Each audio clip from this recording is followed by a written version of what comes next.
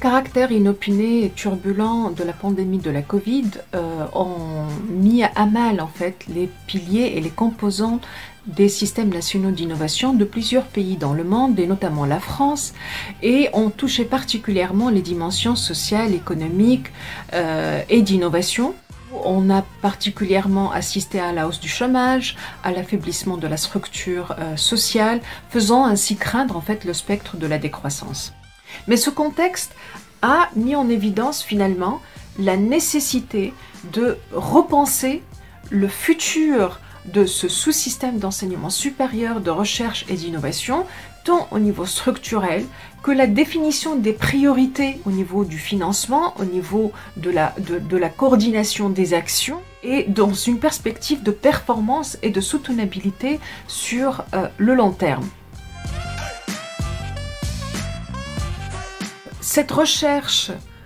promeut l'investissement renforcé et durable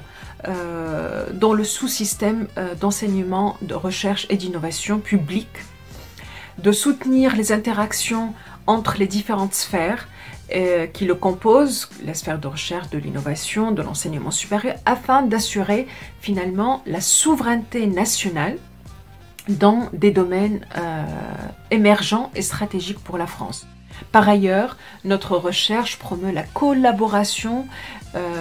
interdisciplinaire, une meilleure coordination des actions, le partage des connaissances et des expertises qui finalement permettent une meilleure valorisation des résultats de la recherche.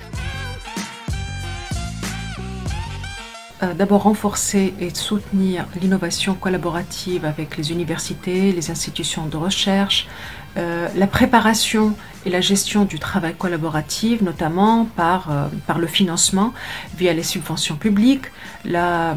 participation efficace aux clusters d'innovation et aux initiatives d'innovation publique-privée. Le deuxième point, soutenir l'impact transformateur des nouvelles technologies via le transfert et promouvoir le développement responsable qui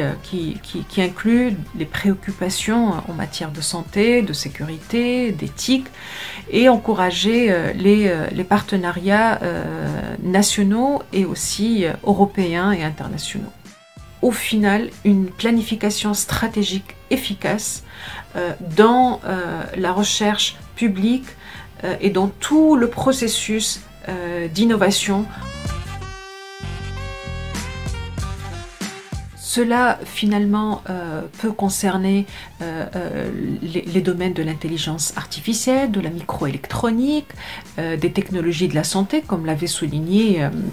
le président il y a un mois, ainsi que de favoriser la convergence entre les domaines comme les nanotechnologies, la biologie moderne, la révolution numérique et les sciences cognitives pour finalement résoudre des problèmes futurs.